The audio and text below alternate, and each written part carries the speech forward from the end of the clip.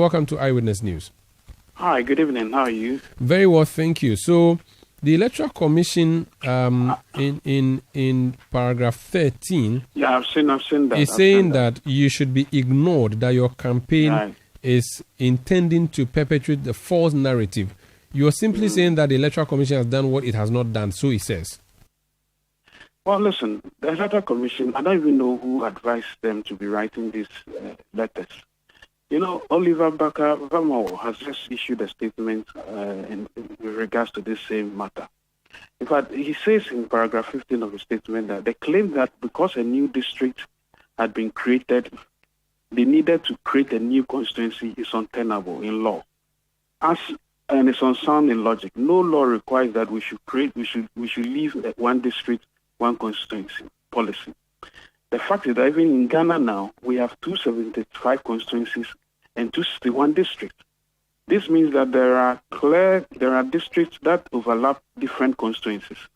No, frankly, no, that cannot be. Geographically speaking, and based on what I know about constituencies and districts. So, so just a second, there can be more than one constituencies in one district, but there cannot be more than one district in one constituency. So we have 265 districts or local government areas, but we have 275. So there are more constituencies than districts. And that's what the EC is saying here, that the moment you have a district that does not have a constituency, you have to create a constituency out of that district. Well, first of all, so if you take Accra Metropolitan Assembly, it has two constituencies, Ododo-Diodio and I think Korle-Klottey is no more. But it used to have Ablekuma South. So Ablekuma South and Ododo-Diodio are two constituencies inside Accra Metropolitan Assembly. Okay. Well, listen, the fact of the matter is that we have more constituencies than districts. I think that issue must be settled. There's no policy that says one constituency, one district. I think that's the point I'm seeking to make. Secondly, the statement they wrote, you see, they keep on putting dust in people's eyes.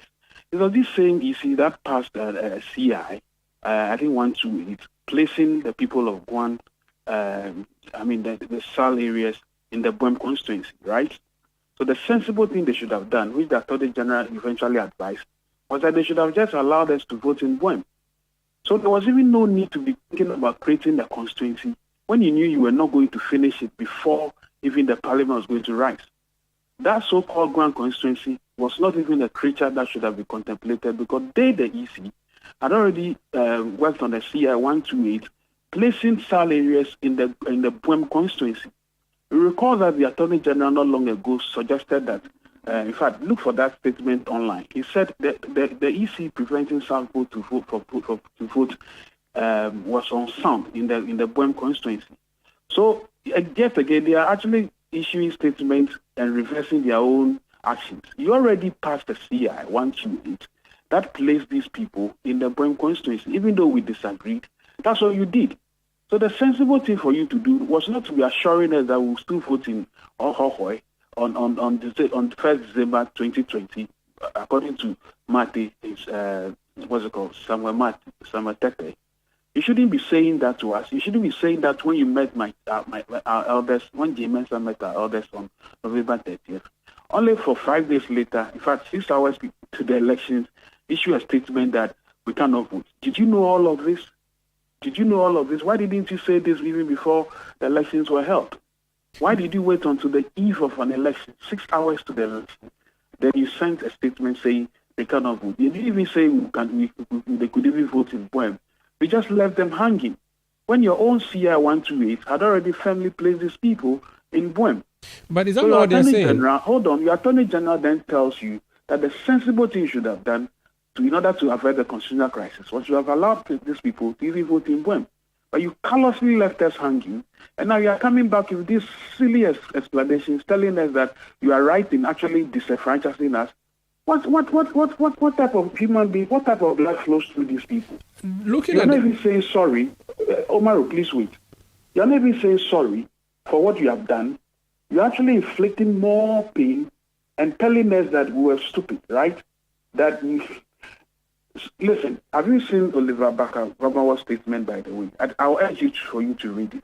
And you see the inconsistencies and the lies these people have perpetrated. What is this walking back on this district that we created? You said you wanted to create a Gwen constituency. If you really wanted to do it in time, you would have started much earlier. You even didn't even know when Parliament was rising, but you were preparing the instrument to go to Parliament. You did not know when you started the constitutional instrument to create a Gwen constituency, so-called. You didn't know. You claim you didn't know Parliament was on recess. Really? And then you wait until then. In any case, what happens after 2020, 2021? Why didn't you do all of this? And you are not telling us that because you didn't create a Grand constituency, the people who were moving into that constituency should become internally displaced. What kind of nonsense is this? Really? Franklin, please mind your language. But let's stick to let's just stick to a few of the facts that they put out. I expect that you guys should run editorials. Maybe you should ask the likes of Sky and you follow these stories pretty well. Yes, but you see, let's stick to the facts that they have put out there. No. First of all, so Umaru, wait. Do you know that they issued a CI, worked on 128 to place the people of SALL in the in Buem? Did you know that? Do you know that as you speak, Kofi Adams is being challenged in court that his election is even invalid because it didn't include the people of SALL? Yes, and the Electoral Commission is now indirectly saying here that Kofi Adams was not elected wrongly, as is in court, because he was not elected by people from two different districts. Sanda, do you know that CI 128, this Electoral Commission, supervised it, actually encouraged it, and placed SALL people in Buem? Did you know that? Do you know that is why the Attorney General advised them that if I look for, just Google, you see Attorney General saying that his decision to prevent SALL was on sound. The word he used was on sound because they could have voted in Buem. In any case, let's come back to Mother Earth. All these woolly explanations they are giving. What has happened to us since 2020? What steps have they taken to rectify the situation? They did not do anything. We're hanging like lizards on walls without representation. We're paying salary, paying taxes that were feeding fat on, and they have the temerity to be writing these obsequious letters in the public. What type of life is this? But they have assured you now. They should be apologizing. They have assured you now. These kinds of annoying statements. But they've assured you now that you would be voting in the constituency because you are now in a constituency in a different district, and that in the past you couldn't have voted. It would have. So that's why they allowed you to vote in the presidential election because it's one constituency nationwide. Yeah. But when it came to the parliamentary candidate, they thought you should not. Hold on. Why did you allow us to vote in the presidential election in Buem? But you didn't allow us to vote in the parliamentary election in Buem. When your own CI... No, because if you vote in presidential election, whether you vote in Bunkurugu or you vote in Elembele, you are voting in one constituency. Sanda, you are justifying these people's... I'm talking to you about making rational decisions. You passed the CI that you are putting us in Buem. Then you claim that at the same time you are creating the Guam constituency, which you didn't finish. You didn't finish, which means that what? We return to the status ante. Is that not what should happen? That's why Mate said, Tete said that they will be allowed to vote in their mother constituency. But you can't return to status ante because a district has been created. That LI that was which district has been created by them? The one district had been created. That's what the commission is drawing your attention to. You are confusing yourself. What I'm saying to you is that I am not confusing myself, Franklin. I am not confusing myself. I have read the document for you. The district that was created was done by the state, and the Electoral Commission says it has no hand in the creation. In fact, I'm going to read for you paragraph 7. No, Franklin. Please indulge me. I know the issues better than no problem. Seriously. But you have said that I'm confusing myself, and I'm saying to you that I'm not. But you're reading from the same liars. Statement that they are lying. Is it not true? Is it not true that an instrument was placed before Parliament to create the Guan district, which instrument matured, but which Parliament has not cancelled? And so, to the extent that Parliament did not annul that instrument, that district came into life as of December 14 or December 7 rather, and because of that, people cannot vote in that constituency. That's what the EC is saying, and you have not convinced me that cannot. What are you talking about? Which December 7? Which instrument was created that came into effect in December 7? They said they started the process to put SALL in the Guan constituency, but they couldn't finish because Parliament went on recess. No, they said that the legislative instrument that created the Guan district, what that means that Guan district became alive on 9th November 2020. The same day Parliament went on recess.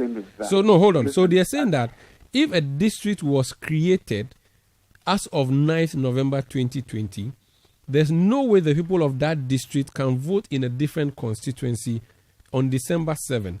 And to the extent that no new constituency was created between November 9, 2020 and December 7, 2020, there was no way those people could vote for a member of parliament. If they did, it would be a violation of not just the constitution, but also the Local Government Act. That's what they have said. And I'm asking you to speak to these facts. Please, you started the whole process claiming that, yes, a district has been established. You wanted to create a constituency to suspend CI 128. So from allowing us from voting in point. Is that not what they are saying right now? And that they wanted us to vote in a new constituency. And they got stymied because Parliament went on recess. Second commonsensical question. Parliament went on recess. Yes, elections were held. What then happened between January 2021 and 2024? Why were the people hanging and not represented? This is a country where when an MP dies, within weeks, there's a by-election. Are you saying Parliament couldn't have, there was no way of allowing us to vote, and then creating that constitution allowing us to vote? What are you talking about? So the people should hang? That's a fair comment. As for the issue as to why you have been paying tax for 4 years and having taxation without representation, that's a different point. But I'm just saying that about the creation of the constituency and the district, that's also a different issue. In any case, I'm only saying that the so-called time they said they were prevented, there was ample time between January 2021 and now. Why did they wait until all of this for almost 3 years without representation for these people? Can you also say that they were waiting for the CI Parliament to come back, and Parliament has come back anyway? I think in all of this, the question really must be answered. So your wish was that you should have been allowed to elect an MP within the past 3 or 4 years. The wish was that we should have been represented, whether we were allowed to vote anywhere else or not. The issue is we should have been represented. They are not addressing that issue. Isn't it curious? And they are making excuses when I'm telling you that, yes, people die in this country, within weeks elections are held. Okay. What prevented this EC for a whole 3.5 years, to come and be issuing statements to more or less support something they had wrongly done? My attention has just been drawn. In all of this, frankly, so a lawyer has just drawn my attention to what you are asking for. And the suggestion is that when a new constituency is created, it can only have an MP in the next general election. And so that is why, even though you have a constituency that was created as way back as January last 2021, you could not be voting for such a person because it's not a by-election situation. It's a new constituency in the sense of the word. So you have to wait until 2024 to vote. And that is what my attention has just been drawn to. Rationalizations as we go. And they keep citing laws. Don't people go to court with laws and then judgments are made to supersede the very reasons for which they went to court? Interpretations can be made all the time. Look, at the end of the day, we were unjustifiably denied representation. How about that? Have they even said sorry? To start off with, they haven't. And they are giving you these excuses to explain something they themselves sat on their bottoms and didn't do early. So we are blaming them for doing that, assuming all that they are saying even makes sense. Why didn't you do it in time? You knew when you started the process. That's why they are being blamed for directly disenfranchising us. In any case, as I told you, look, my chiefs came to Jean Mensah, asked him for them to meet on 30th November, assuring them that they will be voting. In fact, the second day, 1st December, they got their own director of operations saying, oh, these people will vote in their mother constituency. When they were saying all of these things to us, didn't they know that the so-called issues they are raising now we're going to prevent everybody from voting? Okay. What are you talking about? We are talking about an administration that is just interested in peddling lies and please. Let's leave it there. Thank you so much. Thank you for speaking to us, Franklin. That's Franklin Cudjoe. He's president of Imani Africa. Let me just